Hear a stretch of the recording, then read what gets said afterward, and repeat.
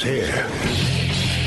Now, broadcasting from the underground command post, deep in the bowels of a hidden bunker, somewhere under the brick and steel of a nondescript building, we've once again made contact with our leader, Mark Levin.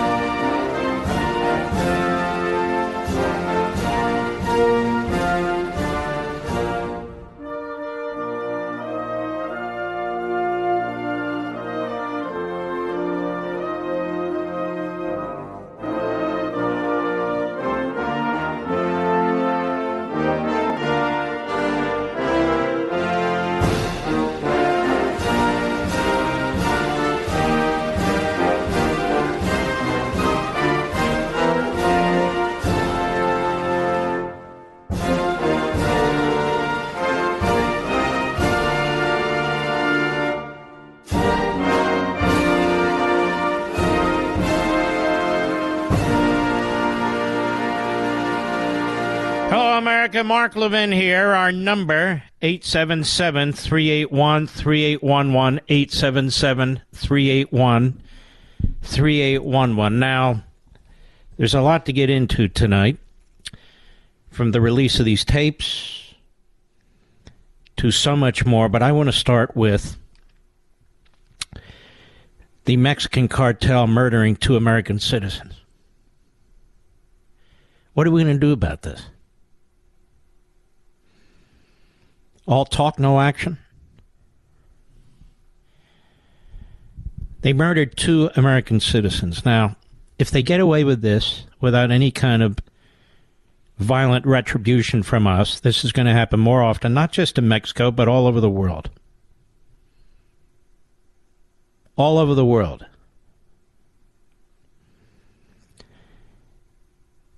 So what should be done? What I said yesterday should have been done.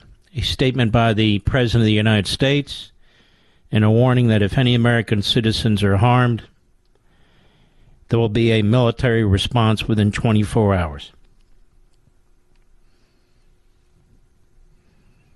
You know, the Democrats like to talk about gun control, but they never talk about cartel control or the control of their weapons. More people are dying in America as a result of fentanyl than handgun or rifle murders in this country. You aware of that? Depending on the year, 15,000 to 17,000 Americans are killed. Some by their own hand, but if I do the aggregate, it's a lot of people. It's a lot of people.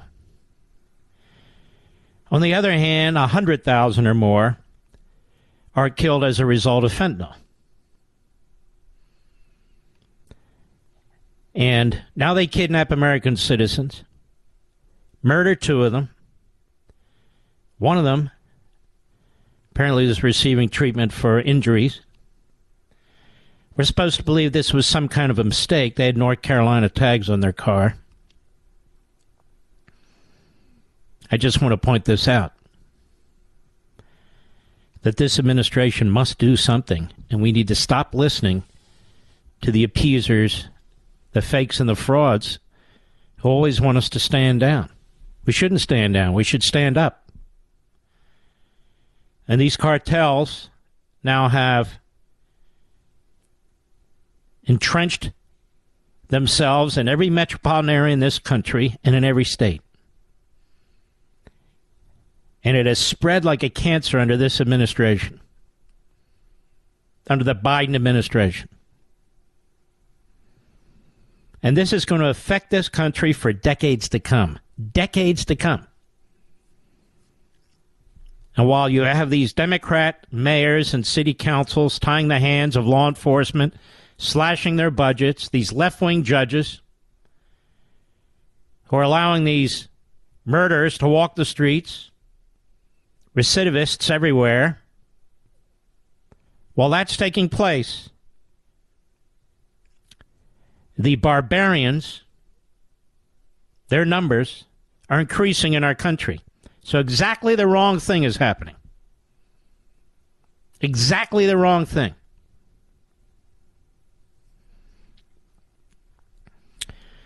I want to touch on a few other things as we go through this. And, of course, we don't hear from Joe Biden. He's AWOL, just as he's been AWOL in Palestine, Ohio, as he's been AWOL on the southern border, except when he visited a Potemkin village. That is, they cleared out all the people, clearing up the streets, removed all the evidence of what his policies had done, so he'd have basically an easy walkthrough and no problems. And that's what he saw. It's a lie. A complete lie. Joe Biden and the Democrat Party have used not immigration, but illegal immigration and the violation of immigration laws, and hence the violation of our Constitution. They've used it to unleash this violence on our society, and they've used it to try and affect the demographics of the country. On the one hand, they celebrate it. On the other hand, they point a finger at you if you dare to mention it. 2 Americans are dead.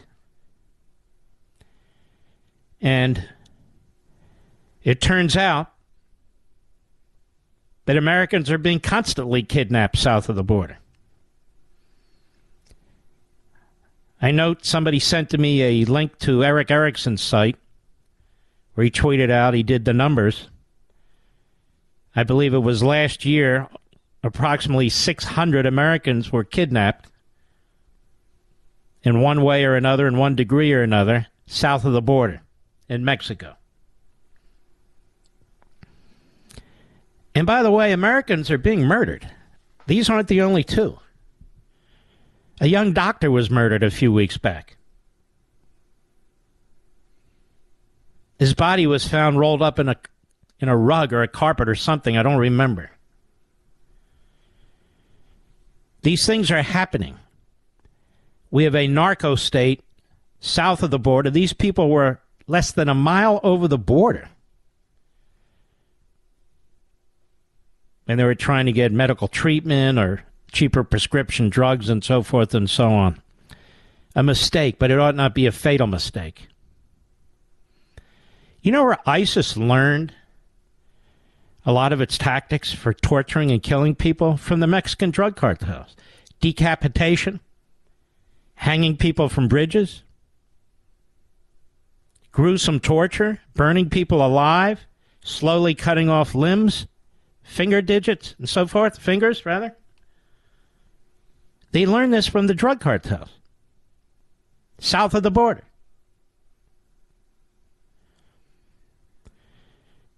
And not only don't we secure the border, we don't react. Now, I hope that people in Washington can hear me. I hope many of them will. I hope even this administration. We know they monitor this show. Let us hope that they take action. But hope is all it is, because it's unpredictable what this administration will do. Well, if it is predictable, it'll be nothing. But it would be nice if they did something. Somebody said, we need to bring these perpetrators here to the United States and try them in the United States. We don't need to try them in the United States. We need to kill them. We need to send masculine men with a lot of toxicity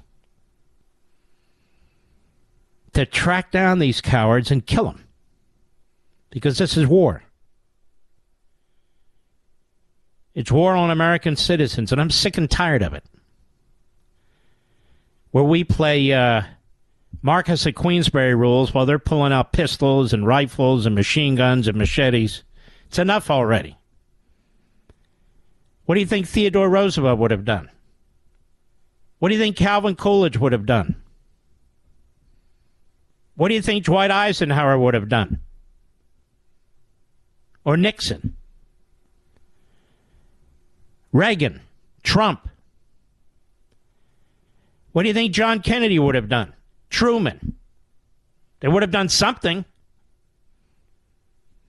rather than send out their spokes idiot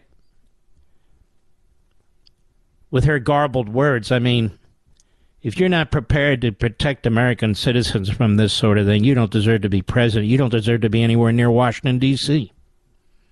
I'll be right back. Mark Levin.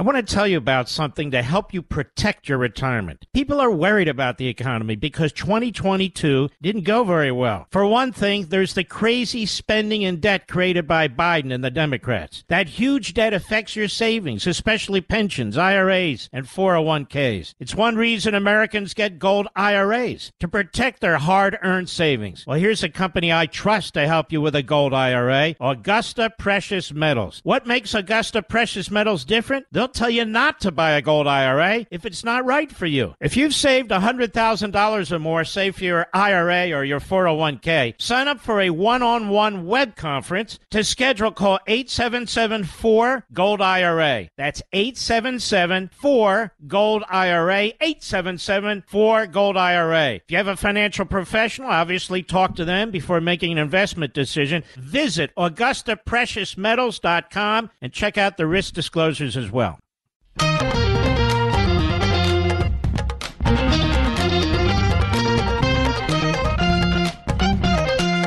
Cartels kill Americans on this side of the border with drugs, and now they're killing Americans on the other side of the border with guns. Why is President Biden so comfortable with cartels operating so close to the U.S.? Well, let's be very clear. Let me take on the drug part here, because since you brought this up, because of the work that this president has done, because of what we've done specifically on fentanyl at the border, it's at historic lows, historic levels. This is absolutely unbelievable, the way that she lies and Biden lies and this administration lies, and they get away with it. Fentanyl, the seizure of fentanyl is at historic lows? Is that what she said, Mr. Producer? How is that even conceivable when law enforcement's hands are tied behind their proverbial back? That doesn't even make any sense. And in fact, that's absurd. And the evidence doesn't show that at all. It's really quite amazing to me. But it is monotonous on top of everything else. And this is going to keep up because they are not only liars, they're pathological about it. And I think in Biden's case, in many respects, he is just so out of it, he wants to believe. So he's a true believer about himself. All right, let's go on here. I want to tell you this phony controversy around these tapes that were released to Tucker Carlson's people and to him. And we have Democrats who are attacking it. We have Republicans who are attacking it and attacking Kevin McCarthy. First of all, Kevin McCarthy has been doing exactly what I told you he would do. I understand that some of the people who held out and some of their friends in radio and TV are taking credit for it. It's a face-saving gesture on their parts. I told you before, 90% of the rules that were enacted were already rules that Kevin McCarthy was going to enact. And so we have lightweights at Newsweek, at the Texas Policy Institute, some in talk radio, some on television. They didn't want to believe. And we'll see how it goes down the road, of course. I'm not a special pleader now. I wasn't then, and I won't be tomorrow. But what's truth is truth. Whether people want to believe it or not is a whole other story.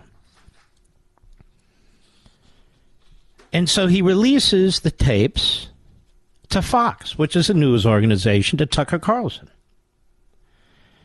Was he supposed to release them to NBC and Chuck Todd? Was he supposed to release them to ABC and George Stephanopoulos? MSNBC and Joe Scarborough? CNN and Jake Tapper? Who was he to release them to? The New York Times and the Washington Post, which were scribes for the January 6th committee, as were all the rest of the media. The only news organizations and opinion hosts who raise questions, which is what you're supposed to do, are on Fox. And I'll say Newsmax and OAN. That's it. There are no others. Zero.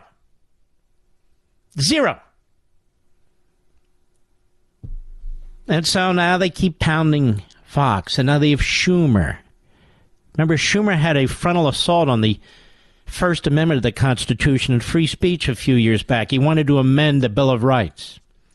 And Schumer attacked the Article 3 third branch of government. Remember, he called for violence against 2 Supreme Court justices. Remember Schumer? I remember Schumer. Except I try to remember him long before I have to eat. So why give the information to Carlson? That's number one. And then number two, they ask, why release it at all? It's a false picture of nonviolence and so forth and so on. Because the vast majority of people who've been arrested and prosecuted and have had to plead were not involved in any kind of violence. Period. Ashley Babbitt was not involved in any kind of violence, and she was murdered. Period. So people don't want you to know these things. And a lot of these things were actually known before, but it's good to have this tape as far as I'm concerned. Now, I don't know where I put this, Mr. Producer. You have Mitch McConnell complaining about this, I recall. Let's see here. Cut 14. So Mitch McConnell is very disturbed by this. Well, if you ask me, Mitch McConnell is very disturbed. He's a fraud, a phony, and a fool. Cut 14, go. My concern is how it was depicted, which is a different issue.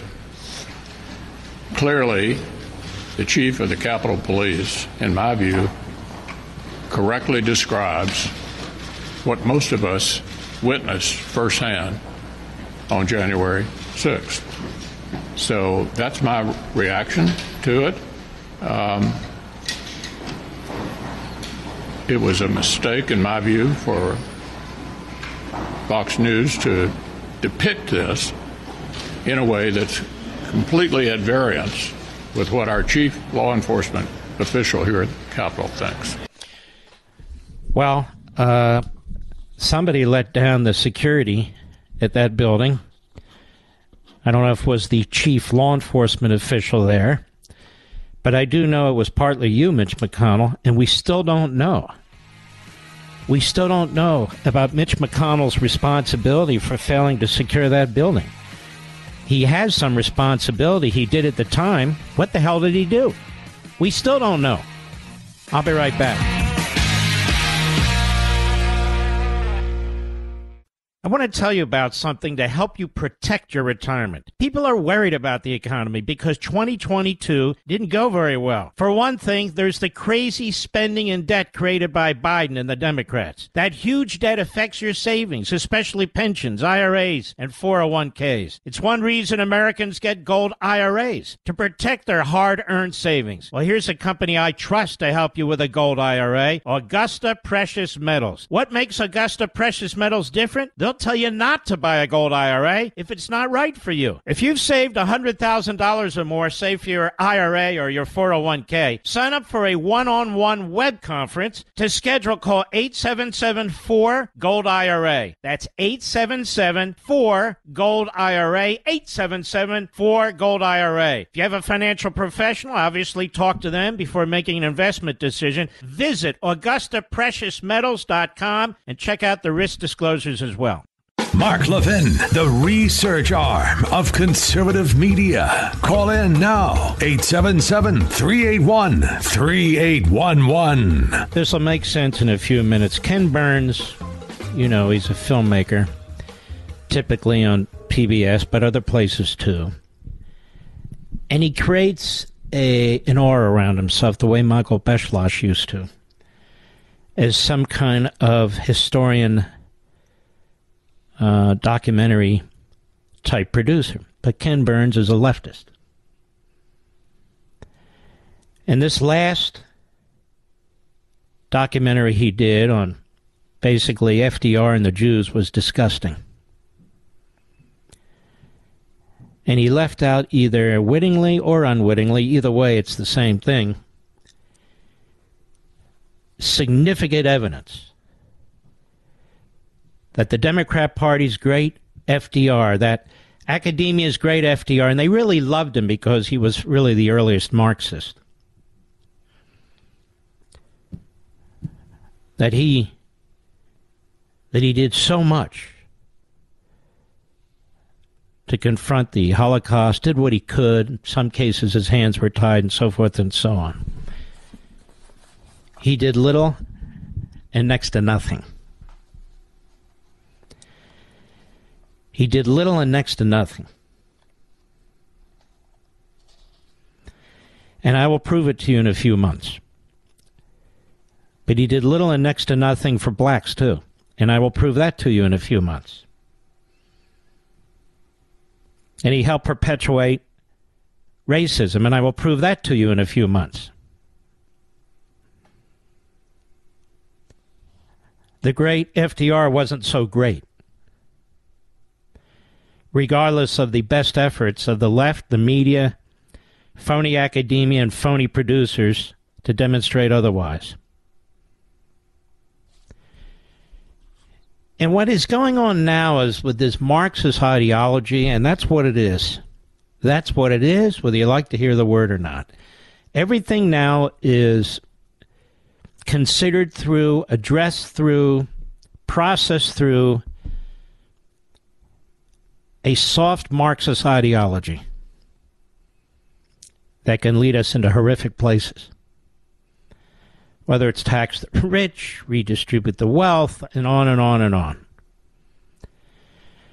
So there's a reason why Ken Burns censors relevant material information related to FDR, and why he takes information and twists it and uses it as propaganda against Governor DeSantis and Tucker Carlson. Look, I, for one, don't always agree with Tucker Carlson, but so what? He doesn't always agree with me. But that's irrelevant. What he's doing here is very important. And a lot of what he does is very important, whether I always agree with him or not. So here's Ken Burns. They bring him onto CNN, which is hilarious. Cut 15, go. You were moved enough to write about this bill and what's going on with the whole idea of critical race theory and not teaching the full history of this country. Why? Stop. This has nothing to do with the full history of this country. Don Lemon has always been a moron. Critical race theory has nothing to do with the history of this country. 10 years ago, it was considered the ideology of the nitwits, of the national black movement. It's crazy. But it has nothing to do with American history.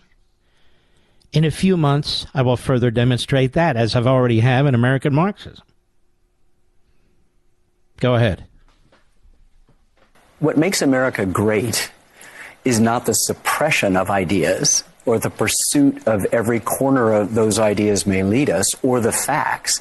So I guess you spoke out, didn't you? When Elon Musk and his team exposed the suppression of information on Twitter, I guess you spoke out when the media censored the Hunter laptop. I guess you speak out now when the media all but ignore the Biden crime family and its ties to the communist military regime in China and the millions and millions that they made. I guess you spoke out when Fauci was lying repeatedly and almost religiously to the American people. I guess you spoke out over the lie that was and is Russia collusion. And yet I don't remember you speaking out, Ken Burns, because you didn't. You're a fraud and a phony. That's right. Go ahead. About who we are and how we investigate who we are and celebrate We're not. All white people are not oppressors and racists, Ken. Maybe you are. And all minorities, especially black people, are not oppressed and victims, Ken. Don Lemon isn't. And so why don't you first explain your thorough knowledge of what CRT is? So at least we can make sure we're having a conversation about the same thing. You moron. Go ahead. Who we are. All of these bills that DeSantis and others are doing limit our ability to understand who we are and are not inclusive. They're exclusive. Excuse me, dimwit. The lack of academic freedom in our colleges and universities is coming from the Marxist left, your people. The lack of free speech in the culture is coming from you and your people on the radical left. The changing of words, the twisting of words, inclusive when they want conformity.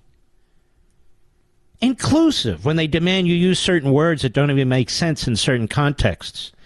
Wokeism. That's them. That's not us. We're more than happy to compete on ideas and have debates and use free speech. They're not. And we demonstrated it, as I said. Elon Musk is a hero. And there are other heroes out there who demonstrated day in and day out. But if you're going to teach American history is not American Marxism. American history isn't the 1619 Project.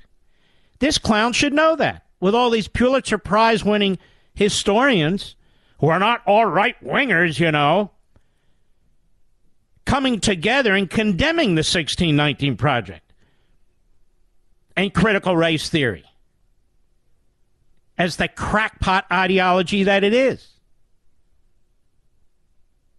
That's not American history. And the reason they hate DeSantis, America, because he's the one guy pushing back. He's the one guy reaching into public school, government school classrooms to make sure this ideology doesn't take hold. He's the one reaching into subsidized entities to make sure they're not pushing the Democrat Party Marxist agenda. That's not free speech. That's not a competition of ideas. That's the iron fist. That's totalitarianism. Subsidizing your own demise. Creating generations of people who hate themselves and hate their own party. A country.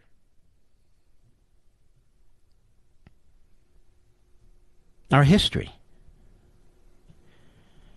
Why don't they talk about the history of Joe Biden as a racist segregationist? Why didn't he do a film on the Democrat Party? The Democrat Party, the vessel through which slavery was promoted and supported and defended. The Democrat Party, the vessel through which segregation and the Klan was promoted and supported. The Democrat Party, the great FDR, who shipped off 120,000 Japanese Americans to internment camps in the center of America and took their homes and their businesses away. Why don't they do that documentary on the Democrat Party, which filibustered the 1964 Civil Rights Act and the 1965 Voting Rights Act? And many of those filibustering, those racist segregationists, were mentors to Joe Biden. Why don't they do that history? Why don't they do the documentary? I'd love to see it. But they won't. Why is that? Where's that Ken Burns? Go ahead. They're narrowing the focus of what is and isn't American history. It's terrifying. It feels like a Soviet system, or, you know, the way the Nazis would build a Potemkin village. Tucker Carlson's doing the same thing with the... Okay, hold on. Potemkin village, obviously, the guy's a listener, even though he must hate me. The Potemkin village was built by the Soviets, you dumb bastard. I just want you to wake up to that fact. The Nazis weren't interested in proving anything to the outside world. They made their intentions clear, including to Franklin Roosevelt, including to the New York Times, including to the Washington Post and the American media that helped cover it up. European papers didn't. American media did. The Potemkin village, Mr. Historian Documentarian, is that of the hard left.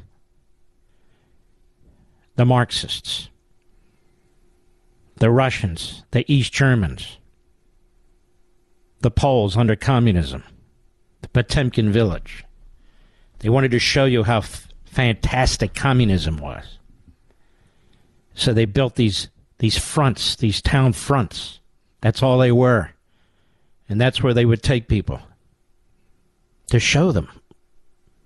You know, much like Biden did when he went to the southern border, the Potemkin village I keep talking about. How they cleaned up the streets and everything. So Biden, oh, look, my policies are really fantastic. The Democrat Party is a Potemkin village. The media are a Potemkin village. They're all frauds and phonies. Academics, 95% Democrats. 95% Marxists. Another Potemkin village of academia. You schmo. Go ahead. From 1/6. It's just a kind of rewriting of history at the most dangerous level. It's a huge threat to our republic. I'm doing, Don, a film right now, working on a major series on the history of the American Revolution, and I can tell you that Thomas Jefferson and Thomas Paine and George Washington and John Adams and James Madison and Alexander Hamilton are... shut up, you idiot. So he's doing a historic film on the American Revolution? Oh, that'll be fantastic. I thought we're supposed to hate Thomas Jefferson and George Washington and James Madison. I thought we're supposed to hate them. They were all slave owners, and anything they did, even creating the most free and prosperous society on the face of the earth, is to be diminished and degraded. I thought that was the truth. That was the case. He won't do a documentary on W.E.B. Du Bois or Du Bois. Why not? Why not? He's cited all the time. He's cited during Black History Month, mostly by white people. He's cited by members of Congress on the floor of the House and the Senate. Why won't they mention him?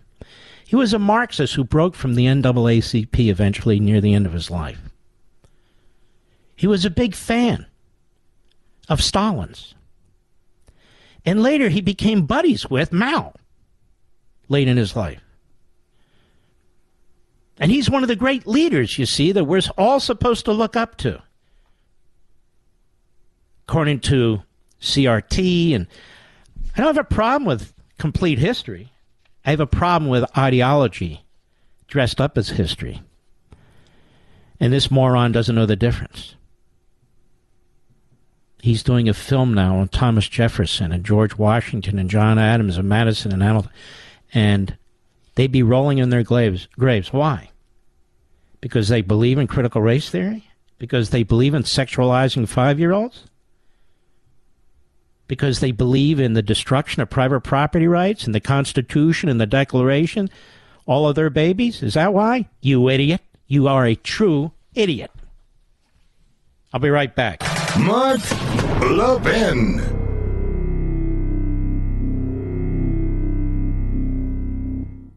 I want to tell you about something to help you protect your retirement. People are worried about the economy because 2022 didn't go very well. For one thing, there's the crazy spending and debt created by Biden and the Democrats. That huge debt affects your savings, especially pensions, IRAs, and 401ks. It's one reason Americans get gold IRAs, to protect their hard-earned savings. Well, here's a company I trust to help you with a gold IRA, Augusta Precious Metals. What makes Augusta Precious Metals different? They'll tell you not to buy a gold IRA if it's not right for you. If you've saved $100,000 or more, say for your IRA or your 401k, sign up for a one-on-one web conference. To schedule, call 877-4-GOLD-IRA. That's 877-4-GOLD-IRA, 877-4-GOLD-IRA. If you have a financial professional, obviously talk to them before making an investment decision. Visit AugustaPreciousMetals.com and check out the risk disclosures as well.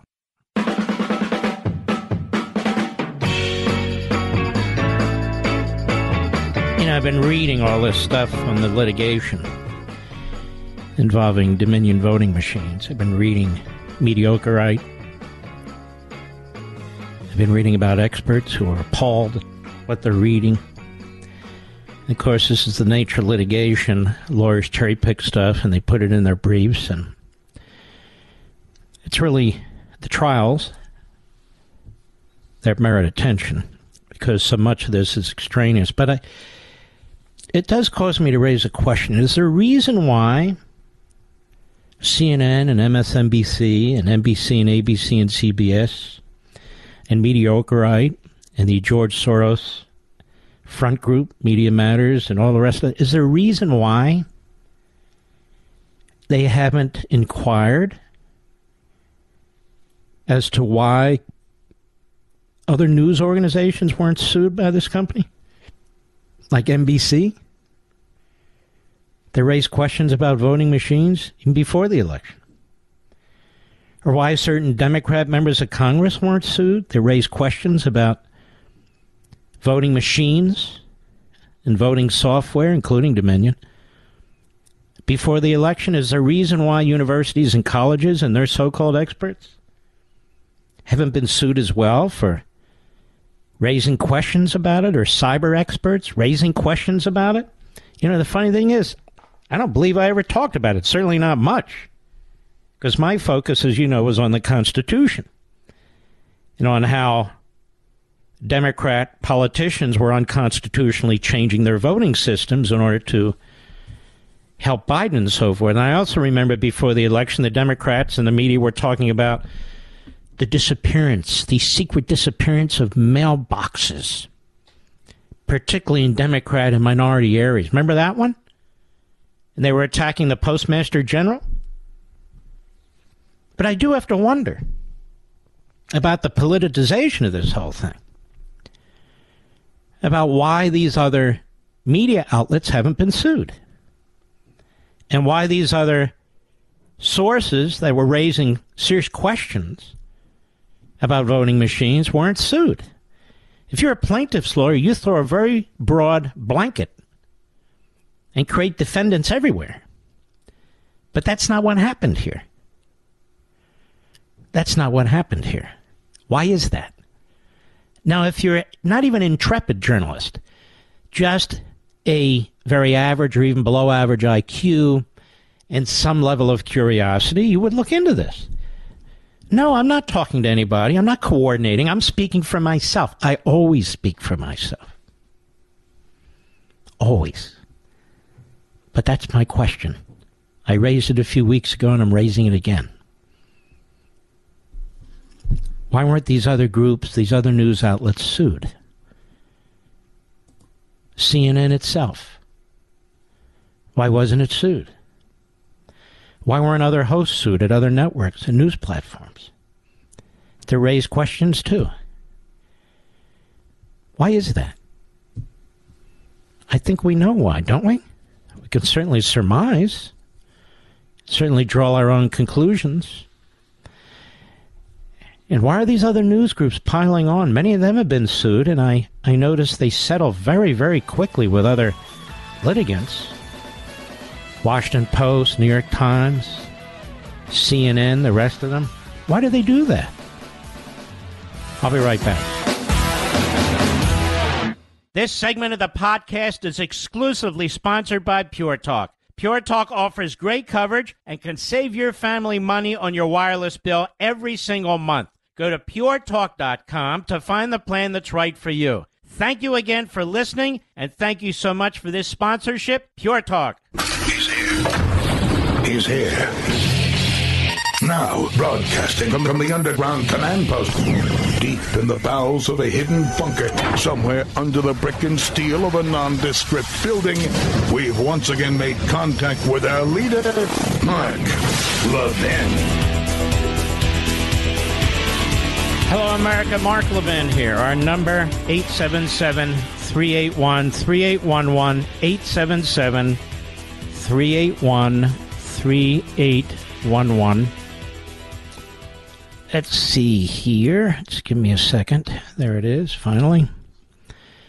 I want to have a talk with you about Social Security and Medicare and Medicaid. Social Security and Medicare have trustees. They've had trustees for decades. Trustees. What is a trustee? Well, many of you have wills and you have ancillary documents. You set up trusts to do what? To protect your beneficiaries, to protect your assets, to make sure what you want gets done when you die. Sometimes you have living trusts to make sure what gets done, what you want to get done while you're living. And it's very careful that you appoint the right trustees. You have trustees at colleges and universities. You have trustees who overlook all kinds of financial situations. And the goal is to have people who are objective and who will make sure that things are done by the book. That's why you do it. Otherwise, why do it at all? Social Security has trustees. Medicare has trustees. As I said, they have for really since they started. One started in the 30s, Social Security, and Medicare started in the 60s. Now, these trustees issue annual reports, and if necessary, more frequent reports. And they issue them first to the two leaders in the Senate, the Speaker, the Majority Leader, and the Minority Leader in the House, and others in Congress. And they also release it to the President and the Vice President, and again, and others. And it also becomes public. Now, why do they do this?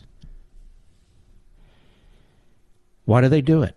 Why do we have trustees for Social Security and Medicare? So you can know what's taking place if you care enough to check. But most importantly, so the people who are responsible for these various programs can ensure that they remain in the black, that they're functional, that they are in fact insurance programs that work. And yet the very politicians who have the responsibility to take heed when the trustees warn about the financial situation involving Social Security and Medicare are the same politicians who've all but destroyed those trust funds. It's Democrat and Republican alike, but as usual, mostly Democrat. They just see the money that pours into these trust funds as fungible. And so what have they done? They've stolen all the money that you pay in payroll taxes, and those of you who have paid in payroll taxes, and they give it to other people. Illegal aliens, redistribute wealth, God knows what. Whatever they want. And even that's not enough. So they keep printing and printing and printing, and we have inflation. That's how bad it is. That's how bad these people are. It's worse than a Ponzi scheme. And yet they are applauded and they are celebrated when they say they are protecting Social Security while at the same time expanding it to include other people and other benefits, and same with Medicare. That is, the more left-wing these people are, the more they destroy these programs. You see what they've done already to your pensions and to your savings with inflation. These are the same people who ultimately are in charge of Social Security and Medicare. Now, what do we know about these programs, according to the trustees? Well, the Congressional Budget Office, which is supposed to be an independent arm of Congress, they've taken a look at this, and they've taken a look at the numbers themselves. And they say the combined spending on Social Security and Medicare will almost double by 2033 in 10 years. Will double. When required funding for the two programs will approach $4 trillion, representing more than 10% of the country's total economic output. And I want you to put on top of that the massive debt that has been created, $31.5 trillion. And then I want you to add the $1.6 trillion in student loans that you and I are supposed to pay. And this doesn't even involve discretionary spending. Anything that's not a so-called entitlement is considered discretionary spending. One of those that are considered discretionary is the defense budget and all the welfare programs. Another consequence, said Congressional Budget Office Director Phillip Washington, is that Social Security now faces a funding shortfall in 2032. 2 years sooner than the previous projection, 2032. That's 9 years from now. 9 years. Medicare is projected to experience a funding shortfall in 2028. That's 5 years from now. And Social Security, 2032, 9 years from now. And what are they going to do about it? Nothing, because Joe Biden has already politicized this. When Rick Scott dared to raise questions about it, he was attacked by McConnell.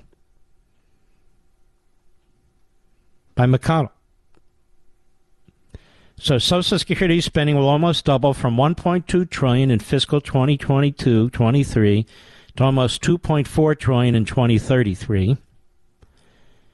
As a percentage of gross domestic product, it will grow from 4.8% to 6% over that span. The jump begins immediately with a $123 billion increase in fiscal 2023, a 10% spike in 1 year alone, largely due to the large 8.7% cost of living increase for Social Security benefits that took effect last month. So the Democrats created this massive inflation, and now it's massively increased spending on Social Security, which has reduced the viability of the program by 2 years. Medicare spending will more than double over the same span, from $710 billion in the last fiscal year to more than $1.6 trillion in 10 years, when it will represent 4.1% of the GDP. Defense spending right now, to remind you, is 2.57% of the GDP. Spending on other mandatory health care programs, including Medicaid, the Children's Health Insurance Program, and Obamacare subsidies, will also rise significantly from $795 billion in 2022 to $1 trillion in 2033. All told, the CBO found the federal debt, currently at $31.4 trillion, is on pace to balloon to roughly $50 trillion a decade from now, 10 years from now, as annual deficits are projected to rise from $1.4 trillion this fiscal year to $2.9 trillion in 2033. Now, Congress needs to act. But the Democrats have an idea. More taxes. Any family that earns over $400,000 a year needs to see their Medicare taxes significantly increased. That's how they plan to fix it. But that won't fix it. Now, why won't it fix it, America? Because the money doesn't go into the trust fund. It goes into the general operating fund. I said it was worse than a Ponzi scheme, and that's exactly what it is. So they knew last year this was the case with Social Security and Medicare and Medicaid and the rest. They knew it. But they spent like drunken Marxists anyway. They did it in November with the omnibus bill. And they did it with Mitch McConnell's help and the help of 18 other Republicans in the Senate. They did it before the Republican majority could be sworn in the House.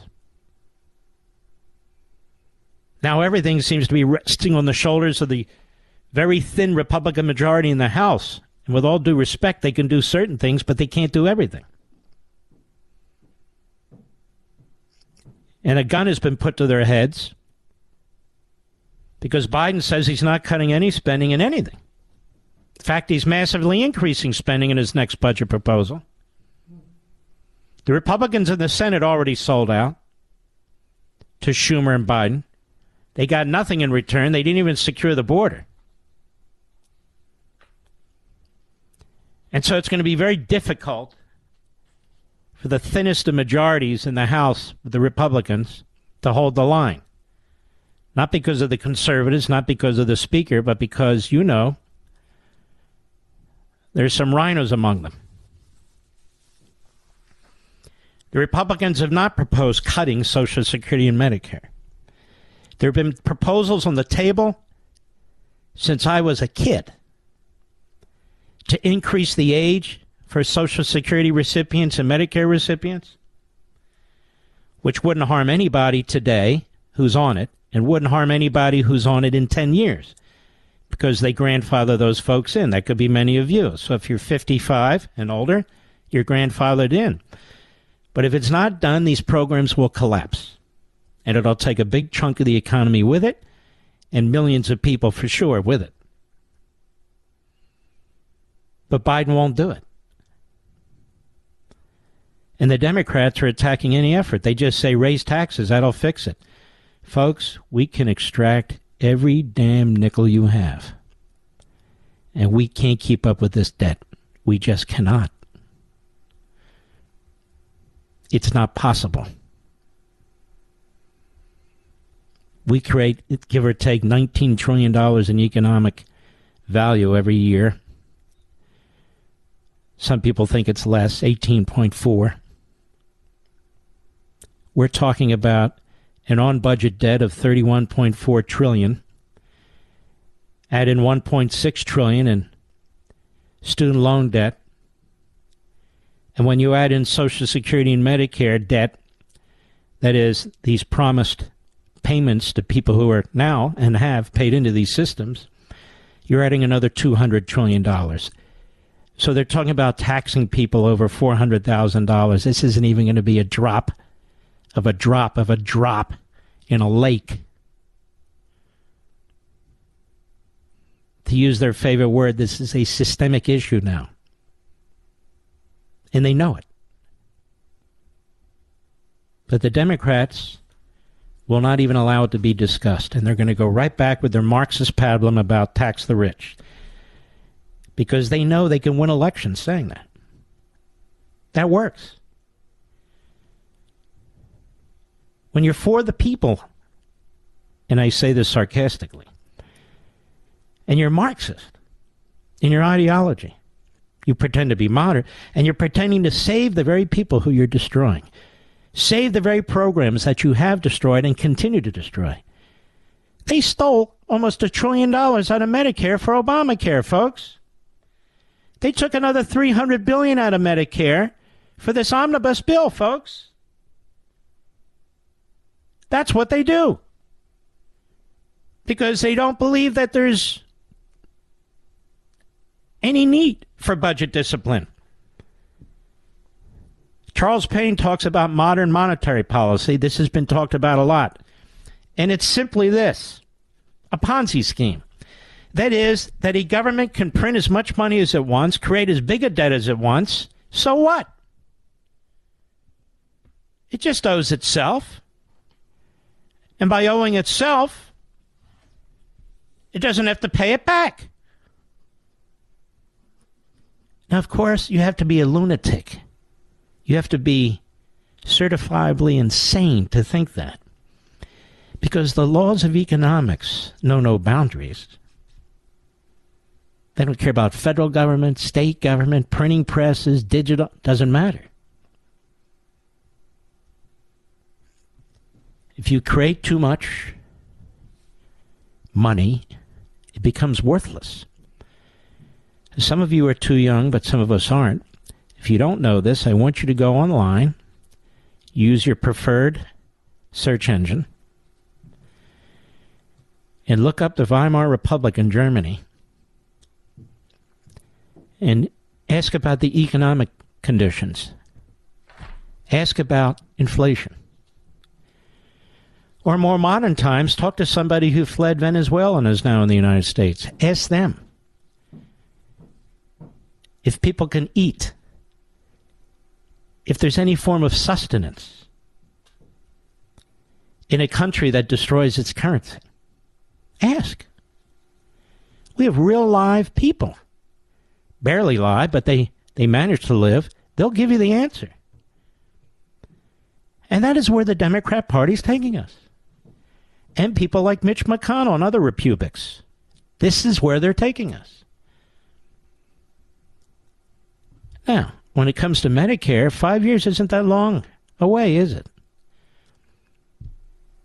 And then we have states like California that are going bankrupt. Now, there's a dispute over whether a state can actually go bankrupt. I believe they can. We've seen cities go bankrupt, like New York City, that had to get bailed out. And that's what Gavin Newsom figures in California. There's a Democrat in office and a Democrat Congress. No matter what they do, the feds will bail them out. Look at all the money that was sent to these states during COVID that they blew, that they wasted, one-time money. Huge amounts. Got them out of their debt. Now most of them are back in debt. And the reason is the private sector works on supply and demand. The government works on demand and demand only. Because that's what gets you the votes. I'll be right back. Mark Levin.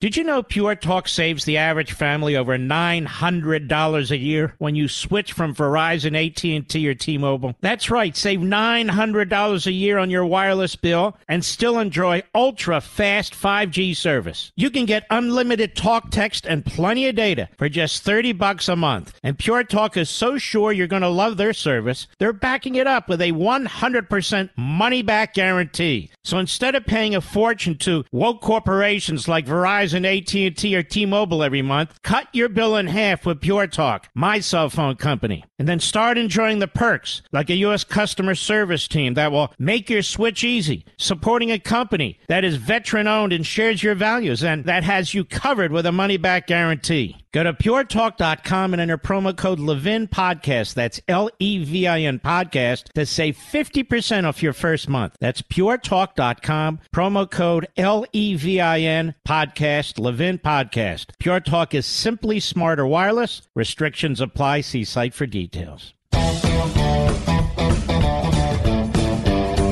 want to give you some friendly advice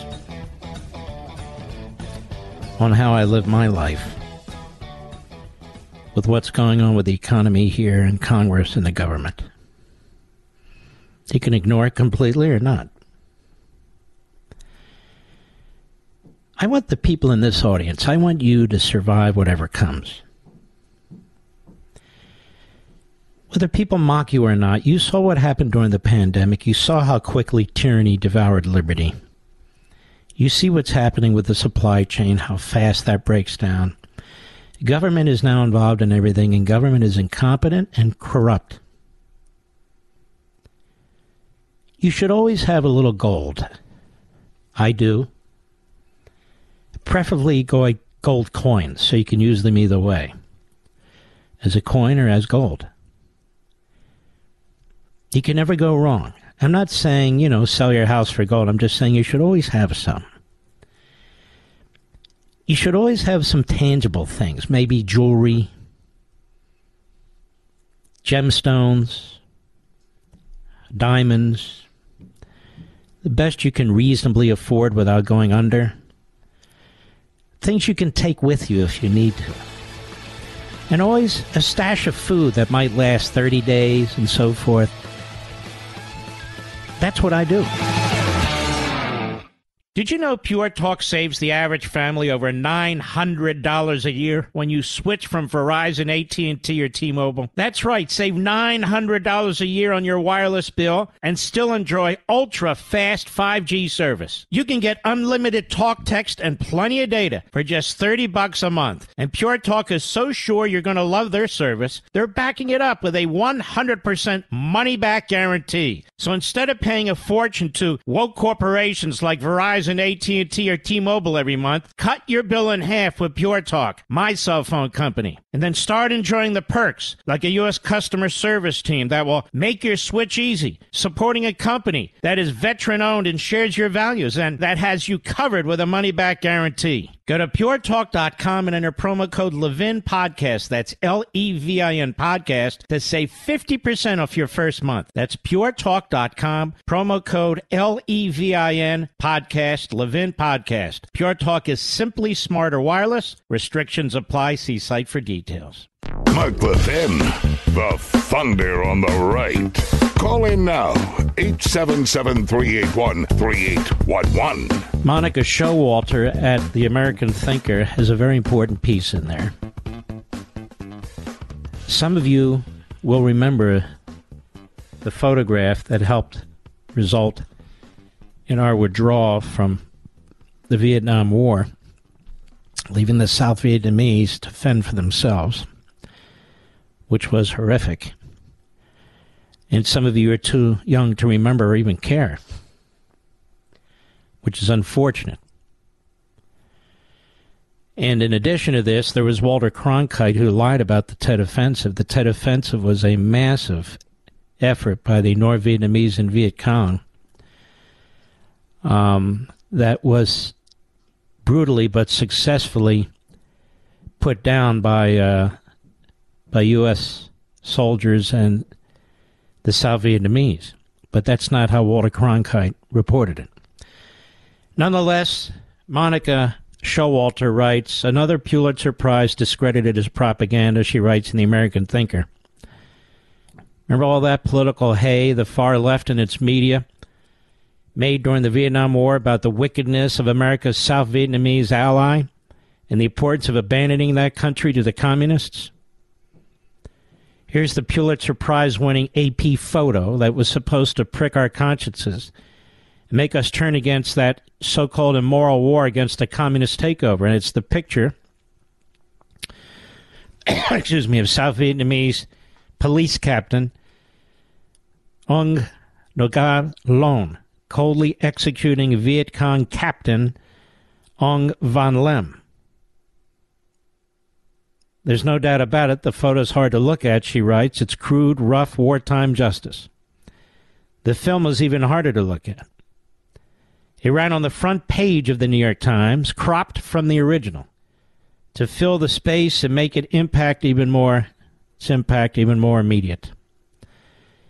And it got the results the anti-war left wanted. Public sentiment abruptly turned against the war as a result of that photo. The Vietnamese people were abandoned by the Americans, who cut and run evacuation from Saigon embassy on the rooftop was only recently bested by Joe Biden's Afghanistan pullout.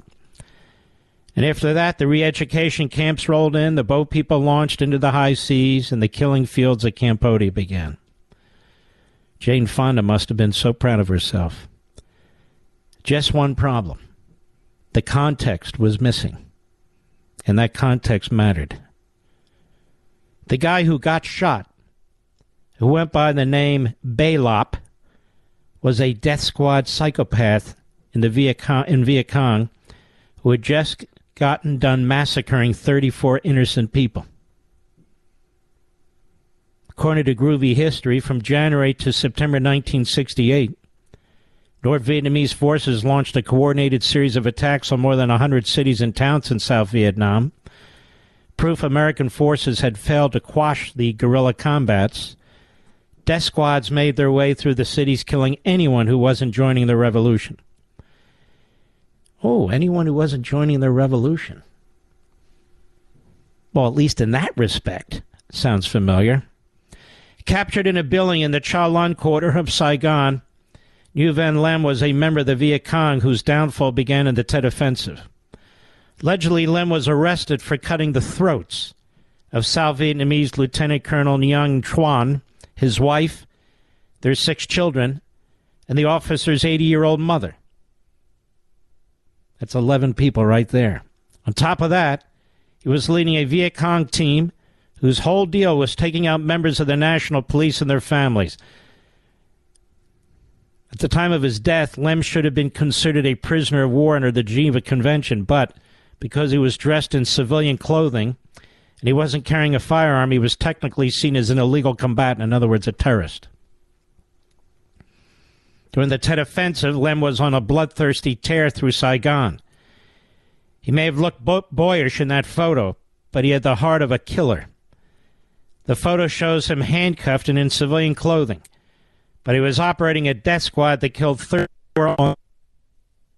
He allegedly took out 7 police officers, multiple members of their families, and even a few Americans. Wrists and shot in the back of the head, execution style. Because he was not wearing the outfit of a soldier, this put him in a bad scenario. As a person committing war crimes, he was in a bad way, especially with General Lone coming after him. Not only had he carried out a gruesome act, but he was eligible for immediate execution.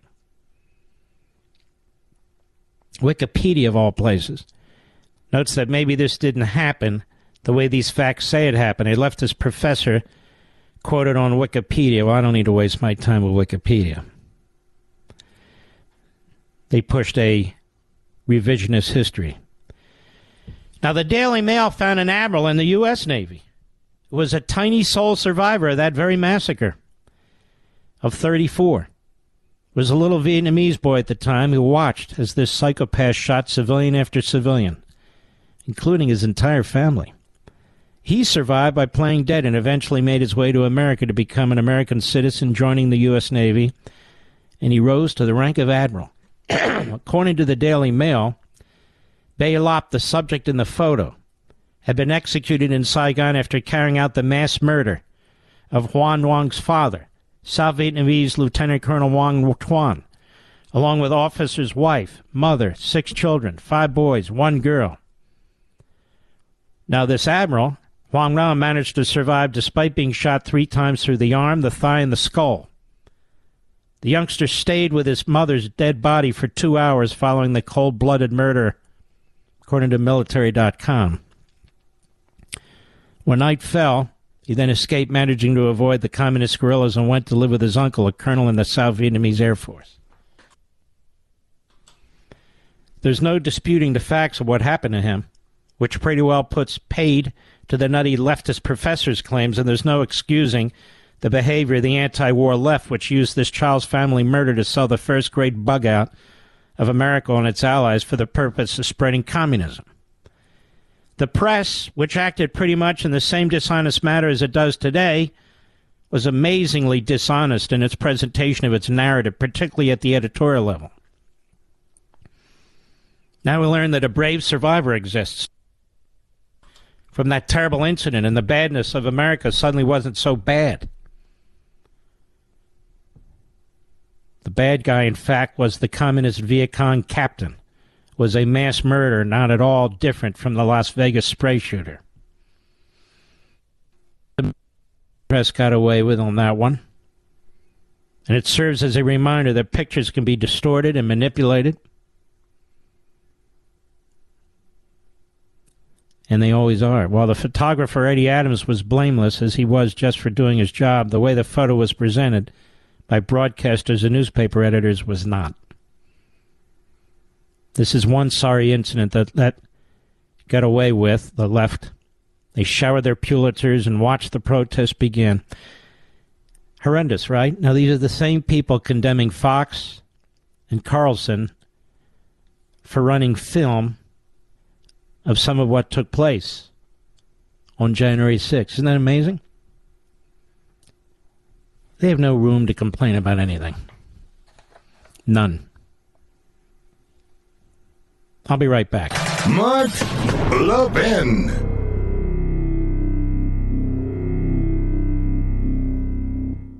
Did you know Pure Talk saves the average family over $900 a year when you switch from Verizon, AT&T, or T-Mobile? That's right, save $900 a year on your wireless bill and still enjoy ultra-fast 5G service. You can get unlimited talk, text, and plenty of data for just $30 a month. And Pure Talk is so sure you're going to love their service, they're backing it up with a 100% money-back guarantee. So instead of paying a fortune to woke corporations like Verizon, AT&T, or T-Mobile every month, cut your bill in half with Pure Talk, my cell phone company, and then start enjoying the perks like a U.S. customer service team that will make your switch easy, supporting a company that is veteran-owned and shares your values and that has you covered with a money-back guarantee. Go to puretalk.com and enter promo code Levin Podcast. That's Levin Podcast to save 50% off your first month. That's puretalk.com, promo code Levin Podcast, Levin Podcast. Pure Talk is simply smarter wireless. Restrictions apply. See site for details.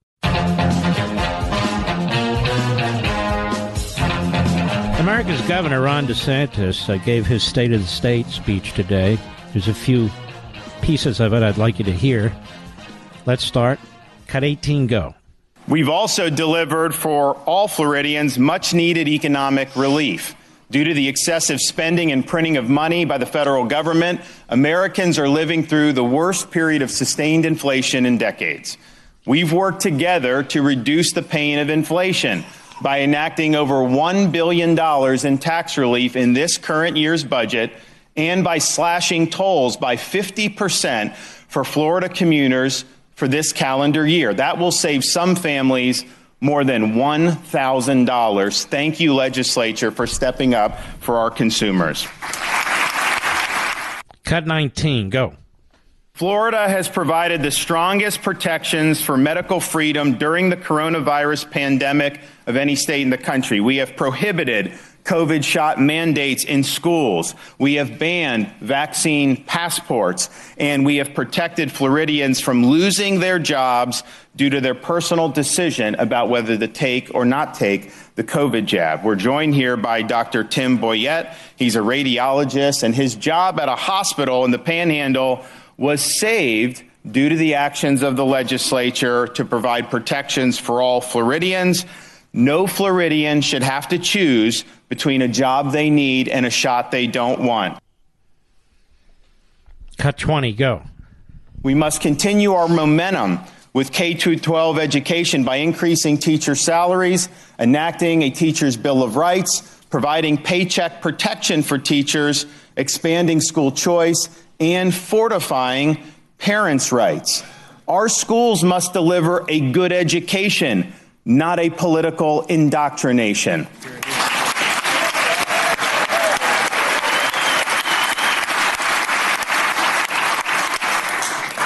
And it's sad that we have to say this, but our children are not guinea pigs for science experimentation, and we cannot allow people to make money off mutilating them. That is beautifully said, and it is a horrible fact. An entire industry is built up behind CRT. An entire industry is built up on the mutilation of children and adults. And now these are moneyed interests. These are grifters. They have their lobbyists. They have their special interests. They have their Democrat Party, and they have some of these ridiculous rhinos. Cut 21, go. The Chinese Communist Party represents the greatest economic, strategic, and security threat that our country faces. We in Florida have long recognized... I have a little disagreement with that. The greatest threat we face as a people is the Democrat Party, because it weakens us at home and abroad. It empowers the communist regime in China, the fascist regime in Russia, the Islamo-Nazi regime in Iran, and the inbred regime in North Korea. And it threatens our civil liberties and unalienable rights. Obviously, the greatest military threat and geographical threat we face is communist China. But as a nation, the Democrat Party is the funnel through which the radicalization of the nation, the undermining of the nation from within, the attacking law enforcement and law and order, the weakening of our military takes place. So that's just my clarification. Let's start at the top, cut 21, go. The Chinese Communist Party represents the greatest economic, strategic, and security threat that our country faces. We in Florida have long recognized this and have taken action, such as by banning the CCP's Confucius Institutes at our state colleges and universities. Now we see the CCP trying to make strategic land purchases across the U.S., and our message in Florida is very simple. We will not allow land grabs by CCC-backed businesses in our state. I have to tell you something, folks. When I interviewed him Sunday before last in his fantastic book, the usual coyotes who are not conservatives, they're bomb throwers and they usually fall on their own grenades, were troubled that I didn't really stick it to DeSantis. I wanted to hear what he had to say. The man is a very, very unique statesman. And one of the things he pointed out is how he defines leadership. Staying on offense, putting the others on defense, and staying steps ahead of them. Because you can't win on defense. And as he was explaining, I thought so many politicians could learn from this guy. So many could learn from this guy. And I hope they heard what he had to say. Don't worry about the media. They're not the ones who put you in office, and they're not the ones who are going to support you. They've said who they're for in more ways than one. They're Democrats. So why should they determine how you're going to lead a state? And he said, even though I got 50% of the vote, I had 100% of the power that a governor has. He's a leader. I'll be right back.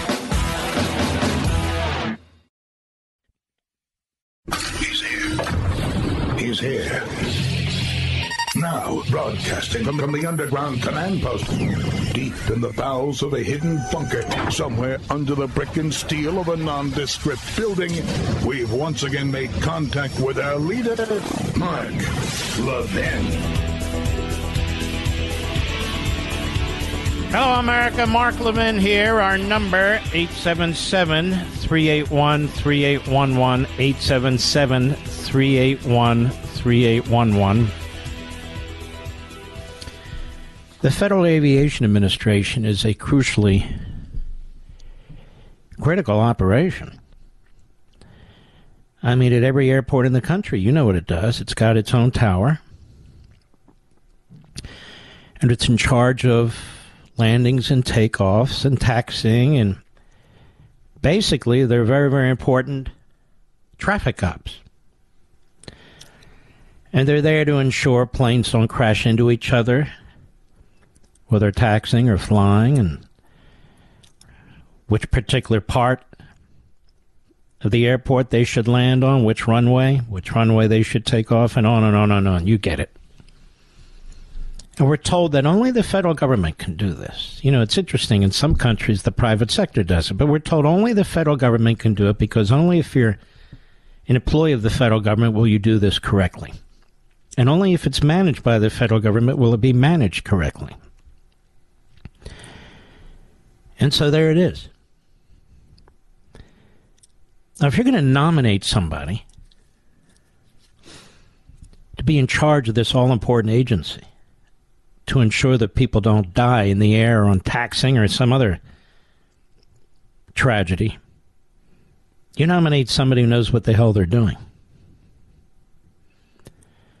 Somebody who has a thorough understanding of what the responsibility is. Joe Biden doesn't do that. Joe Biden, probably Susan Rice, but his Joe Biden presidency and his staff, they select people based on their race. It has nothing to do with their capabilities. Capabilities should come first. They don't say they're the most competent administration in history. They say they're the most diverse administration in history. And so that's all that matters. And people bring this up all the time. They're right. When you go for an operation, a crucial operation, or when you go for cancer treatment, or bypass operation, or whatever it is, do you say, I want to know how diverse your department is? Do you say, I want to know, I only want a certain type of person to treat me? Or do you look for the most competent, experienced, incapable surgeon or expert? It's the latter, because you want to live. But under Democrats, the government doesn't work that way. They want more and more power, less and less responsibility, and they're increasingly less competent.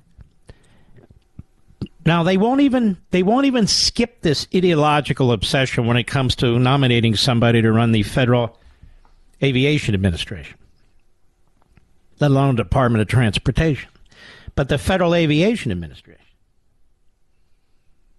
And so Joe Biden nominated somebody who doesn't know anything at all about aviation. Nothing. Hat tip to Senator Ted Budd of North Carolina. Let's listen in. Cut 22, go. Mr. Washington, can you quickly tell me what airspace requires an ADS-B transponder? Not sure I can answer that question right now. That's okay. We'll just keep going. So that's a pretty important part. So what are the 6 types of special use airspace that protect this national security that appear on FAA charts? Sorry, Senator, I cannot answer that question. Okay. So what are the operational limitations of a pilot flying under basic med? Senator, I'm not a pilot, so... but obviously you'd oversee the Federal Aviation Administration. So any idea what those restrictions are under basic med, quickly? Well, some of the restrictions, I think, would be high blood pressure. Some of them would be... It's more like how many passengers per airplane, how many pounds in different categories, and what altitude you can fly under. So, and then amount of knots. It's under 250 knots. So it's not having anything to do with blood pressure. So can you tell me what causes an aircraft to spin or to stall? Again, Senator, I'm not a pilot. Okay, let's keep going. What are the 3 aircraft certifications the FAA requires as part of the manufacturing process? Quickly, please. 3 aircraft certifications. Again, what I would say to that is that one of my first priorities would be to fully implement that Certification Act and report. You know the 3 types, Mr. Washington? The 3 types? Okay. Yeah, that's type certificate, production certificate, and airworthiness certificate. Mm-hmm. Okay. All right. Let's just keep going, see if we can get lucky here. So can you tell me what the minimum separation distance is for landing and departing airliners during the daytime, Mr. Washington? I don't want to guess on that, Senator. Are you familiar with the difference between Part 107 and Part 44809 when it comes to unmanned aerial standards? Unmanned like drones? Are you familiar with the difference? Yes. Okay. You know the difference between those two, Part 44809 and Part 107? Do you know the difference there? No, I cannot That's okay. Spell that out.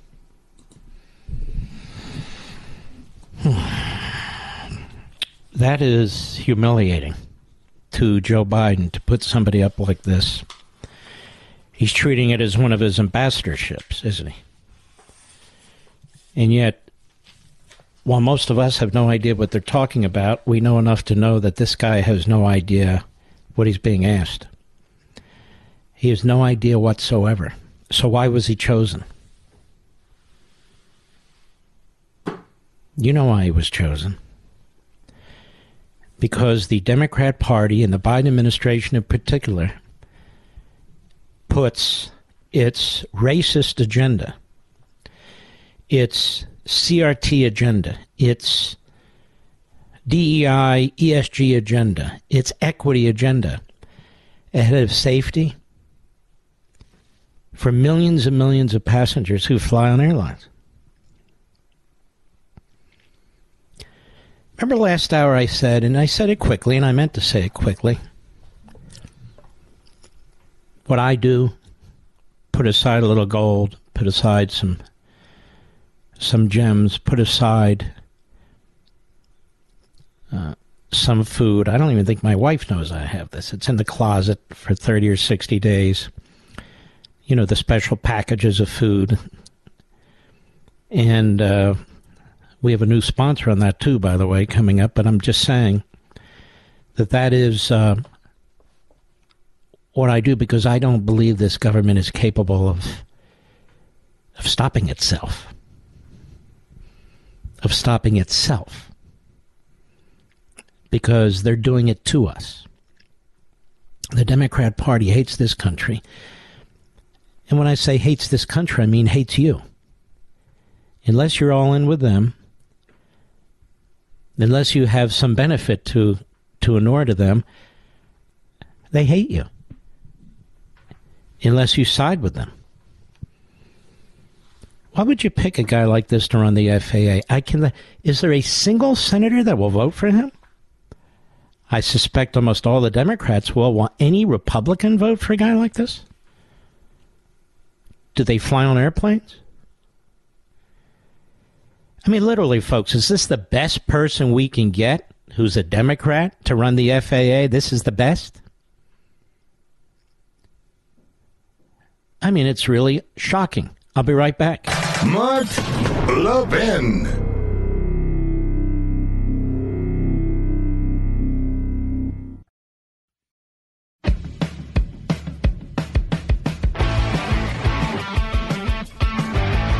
I want to tell you about a man who just got the Medal of Honor. I was talking about Vietnam earlier. Via Gateway Pundit. Real-life Rambo, Medal of Honor winner, fought off countless enemies using his pinky finger during a 20-hour fight. The time, June 20, 1965. The place, Binh Dinh Province, in the meat grinder known as South Vietnam. The stakes, life or death. Writes Jack Davis, Western Journalism. For what took place that day, retired Army Colonel Paris Davis, 83 today, he was awarded the Medal of Honor on Friday during a White House ceremony. Just to be able to be considered for the Medal of Honor is one thing, Davis said, according to CNN. To receive it is all the things I've never dreamed. The Army's website summarizes what took place as Davis, a Special Forces captain at the time, led his patrol. Over the course of 2 days, Davis selflessly led a charge to neutralize enemy emplacements, called for precision artillery fire, engaged in hand-to-hand combat with the enemy, and prevented the capture of 3 American soldiers, Robert Brown, John Reinberg, and Billy Waugh, while saving their lives with a medical extraction. Davis sustained multiple gunshot and grenade fragment wounds during the 19-hour battle, and he refused to leave the battlefield until his men were safely removed. The website military.com filled in some of the blanks of what happened when his patrol ran into hundreds of Viet Cong. I ran down to where the firing was and found 5 Viet Cong coming over the trench line. I killed all 5. Then I heard firing from the left flank, Davis wrote in his report. I ran down there and saw about 6 Viet Cong moving toward our position. I threw a grenade and killed 4 of them. My M16 jammed, so I shot one with my pistol and hit the other with my M16 again and again until he was dead. So now he has killed 11 of the enemy. Among the wounds he suffered that day was the loss of part of his trigger finger to an enemy grenade. So Davis fired his M16 with his pinky. That's not easy. As the standoff continued, 2 of 3 wounded men had been brought back to within the American lines, but the third, Mr. Brown, was in a rice paddy with no one knowing if he was dead or alive. He says a colonel came by, and since we had 2 of the Americans, I wasn't really sure the disposition of the third. He gave me a direct order to move out of the area right now, Davis said in a 1969 interview. I just disobeyed the order. I said some words over the telephone I don't really care to repeat right here, as I did do a little swearing. During the ceremony on Friday, Biden repeated a conversation between Davis and a medic he rescued. When he got there, the medic, still alive, asked him, "Am I going to die?" "Am I going to die?" Captain Davis responded. "Not before me." Still fending off the Viet Cong assailants, Captain Davis hauled his medic up the hill. He said at one point he thought that the battle was over because there was a place on the battlefield where there were so many bodies you couldn't see the grass. Davis's selfless actions and personal courage were decisive in changing the tide of the battle, ensuring the American soldiers were not killed or taken prisoners, preventing the South Vietnamese company from being overrun and ensuing the defeat of a numerically superior enemy force, the battle report said. Asked what kept him going, Davis answered simply, others. Others. Army Major General Patrick Robinson, the deputy commander of the U.S. Armed Special Operations Command, said the day summed up what the special forces are all about. Will you quit? Obviously, Colonel Davis showed I'm never going to quit. No matter what the odds, no matter how badly I'm hurt, I'm not going to quit, Robertson said. The grit, determination, competence under extreme duress. I can't say enough about what he did. And this originally appeared in the Western Journal, another great site. And so some have nicknamed this guy the real Rambo. The real-life Rambo. His name, retired U.S. Army Colonel Paris Davis, 83 years old. And we want to salute him and thank him and congratulate him.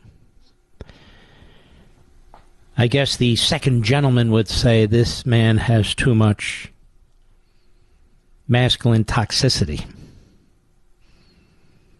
This nation was founded with men with masculine toxicity and is defended by men with masculine toxicity. Now, I know it's not toxicity, but I'm taking the fool's word and shoving it down his throat. Certainly wasn't saved by media people, Marxist academics. No, it was saved by men's men. How about I put it that way? And strong women, too, obviously. You know, there used to be a joke that I would tell when I was much younger. I don't even know if I'm allowed to tell it anymore, Mr. Producer. I would say about Russia, the men are men and the women are men. But I think it's, in many ways, it's more like parts of the United States, isn't it? I don't even know if I'm allowed to say those things anymore, but I say them nonetheless. Senator John Kenney is one of the greats. We've tried to get him on my Sunday show, but apparently he travels every time we're doing it. I've bumped into him on a plane, and he couldn't have been nicer, a huge fan. I want you to listen to this. He's questioning the chairman of the Fed, Powell. Cut 4, go. You're raising interest rates. You're raising interest rates to slow the economy, are you not? Yes, to cool the economy off. And one of the ways you measure your success, other than fluctuation in gross domestic product, is the unemployment rate. Is it not? Yes, one of the measures. Okay. So in effect, I'm not being critical. When you're slowing the economy, you're trying to put people out of work. That's your job, is it not? Not really. We're trying to restore price stability. No, you're trying to raise not wages. You're trying to raise the unemployment rate. That means I know you don't like the phrase, so let me strike it. You're trying to raise the unemployment rate, are you not? No, we're not trying to raise it. We're trying to realign supply and demand, which could happen through a bunch of channels. Yeah, but in the end, unemployment is necessary because you're going to have a recession. and you need a recession in order to cool down inflation. And when you have a recession, people lose their jobs. And this is on the backs, again, of those who have voted for an awful lot of spending, include 18 or 19 Republicans in the Senate, led by Mitch McConnell. So that's exactly what's intended, and that's exactly what's going to happen. And Senator Kennedy's a lawyer. I don't know if he was a litigator, but he obviously was a damn good lawyer. One of those sort of Southern lawyers, you know, they kind of loop around you a little bit. They're fascinating, and all of a sudden they go in for the kill. Well, that's what he did there. I'll be right back. The establishment's worst nightmare.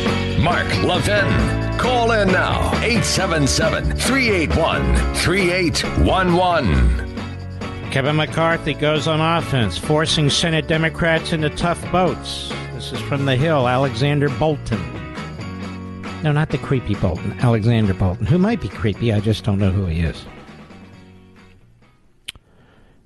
Speaker Kevin McCarthy is showing he can play offense against vulnerable Senate Democrats by forcing them to take tough votes, driving a wedge between red state Democrats up for re-election in the party's base. McCarthy put them in a difficult position last week by forcing them to vote on a GOP-sponsored resolution, blocking a Biden administration rule encouraging retirement managers to consider environment, social, and corporate governance, or ESG, factors when making investment decisions. What they're doing is opposing a directive from the Biden administration that permits them to use ESG as investment factors, when, of course, if the main reason for investment isn't return on investment, then seniors with pensions and other people, they will lose money potentially, or certainly lose money they would have otherwise made. Senate Democrats will take another politically charged vote Wednesday on a House-passed resolution to block a new D.C. crime bill that would lower penalties for carjackings, burglaries, and robberies. So now the chairman of the council in D.C. is trying to withdraw it so those Democrats don't have to vote. The looming vote prompted Biden to tell anxious Senate Democrats at a meeting last week that he would buck his own statement of administration policy and sign the resolution, giving them political cover to vote for it and dodge Republican accusations of being soft on crime. See, it's all about, if they love these policies, why don't they embrace them? But it's still a tough vote for Democrats up for re-election who support D.C. home rule and D.C. statehood, such as Senator Tim Kaine of Virginia. He's a fraud, Virginia. Told reporters last week he was undecided on what he called a complicated issue. Very complicated. Lowering penalties for murder, carjackings, rape, all kinds of stuff. PAC affiliated with Senate Republican leader Mitch McConnell quickly pounced on his uncertainty. Yeah, McConnell, always a day late and a dollar short. Thousands upon thousands of Virginians work in Washington, D.C. every day, but Tim Kaine doesn't take keeping them safe seriously. This is the McConnell PAC. Kaine refused to give a straight answer when asked if he'd support GOP legislation that would reverse dangerous changes D.C. made to its criminal code. I guess McCarthy isn't the sellout rhino that everybody said he was. That would be McConnell. That would be McConnell. I mean, honest to God, folks, when we were talking about that over a 4-day period,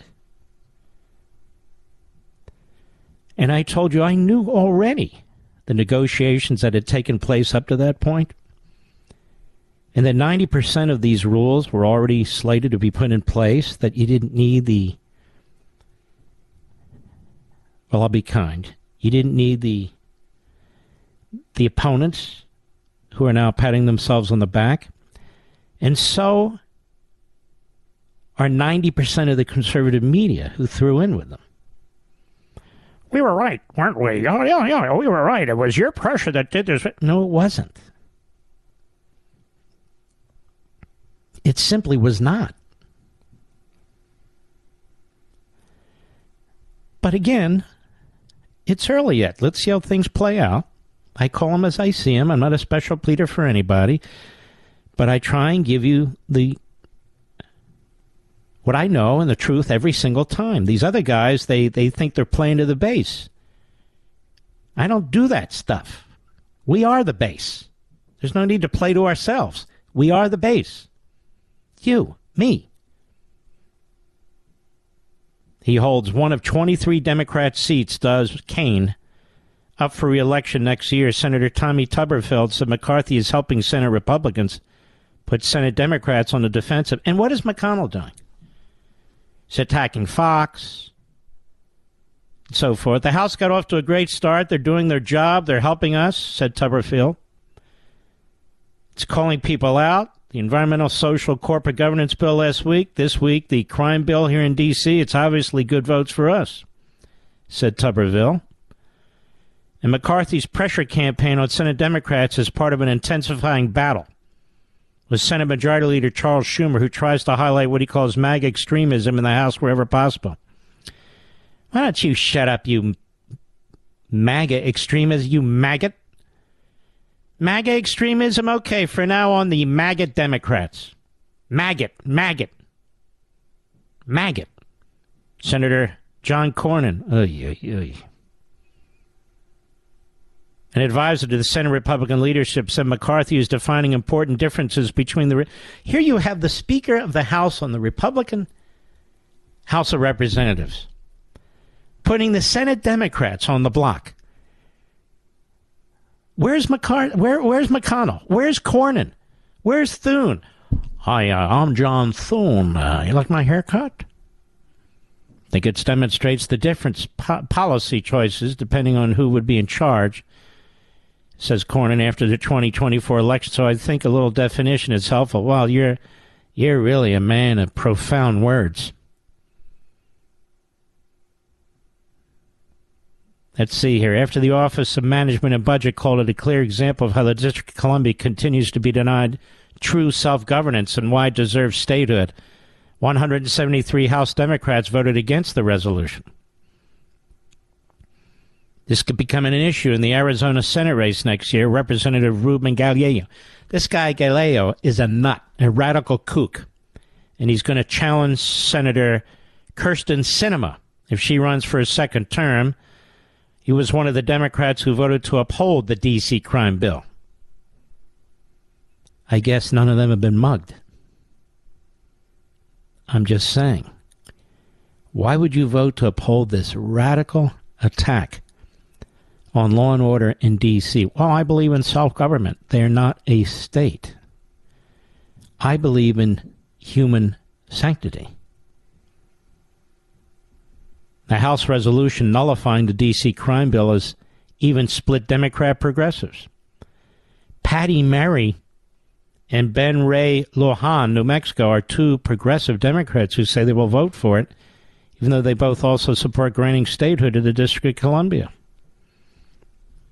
It's a tough one for the Democrats. You know, they're hypocrites through and through. They desperately want those two Democrat senators in the Senate. On the other hand, they don't want to be mugged. One Democrat in the House told The Hill last week the White House flip-flop on crime was amateur hour and the head should roll. McCarthy gave Senate Republican candidates more ammo for next year's races by passing another resolution to disapprove that bill and to disapprove another one, allowing non-citizens to vote. He is loading it up, McCarthy. He's really becoming quite the bomb thrower, and I mean that in a very positive way. I don't talk to him. I'm just saying. McCarthy gave Senate Republican more ammo. They passed another resolution to disapprove of a D.C. bill allowing non-citizens to vote, although it'll likely remain bottled up in the Senate committee, according to one Republican aide. But if Democrats refuse to let it to come to the floor for a vote, it'll give Republicans another talking point. Democrats are twisting themselves into knots trying to defend bills that go easy on violent criminals, allow non-citizens to vote, and enshrine Biden's radical green energy agenda, It's been fun to watch, said Phillip Washington, a spokesman for the National Republican Senatorial Committee. This committee is owned and paid for by donors, but it is owned by Mitch McConnell, the National Republican Senatorial Committee. I wouldn't give them one damn penny. That said, look, they have to rely on the Speaker of the House, McCarthy. And the House is working on another resolution to block a Biden expansion of the Waters of the United States rule that would give the Environmental Protection Agency broader jurisdiction over streams and wetlands. No, it would do more than that. If you have a pond in your backyard, America, this would give the EPA control over the pond in your backyard. And they're using the Constitution, the navigable waters language, to do it. It is the most outrageous private property land grab that you can imagine, and it gets no attention. Now you've heard about it. The EPA has a rule, and they want jurisdiction where they have control over streams, creeks, wetlands, a puddle or a pond in your backyard, which would obviously prevent you from building, prevent you from fishing, prevent you from doing whatever you want to do without a federal okay. And what I'm trying to point out here is it is a horrific attack on private property. So who's doing something about it? McCarthy. He's putting it on the block. He's going to have another resolution to block it. That means Senate Democrats, especially those up for re-election in farm states, will take another tough vote on a GOP resolution, blocking another Biden administration action. The idea that you could have the federal government taking over all waterways, no matter how small or inconsequential, in some cases the equivalent of a puddle. This is true. I think strikes people in rural parts of the country as obnoxious, said Senate Republican Whip John Thune. What's he done about it? Nothing. McCarthy's doing it. Senator Shelley Moore Capito. She is a disaster. She's a Republican from West Virginia. I think she has a son that she wants to get into the House now, or the son. You know, her father was the governor. Now she's the senator. She was a congresswoman. And she's a complete 100% nothing. She'll take the lead on the resolution in the sense that Biden rule expands federal jurisdiction on the waters and so forth. Farm state senators facing potentially competitive re-election race next year include Senator Sherrod Brown. He's a Marxist. Bob Casey. He's a head case. Kane, Sinema, and John Testers from Montana. So there you go. Isn't that amazing, Mr. Producer? I mean, who's running the Senate, McConnell or McCarthy? I'll be right back. Mark Levin.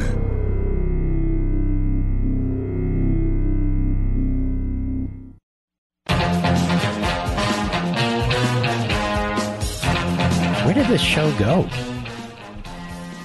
I need a fourth hour. Don't you think?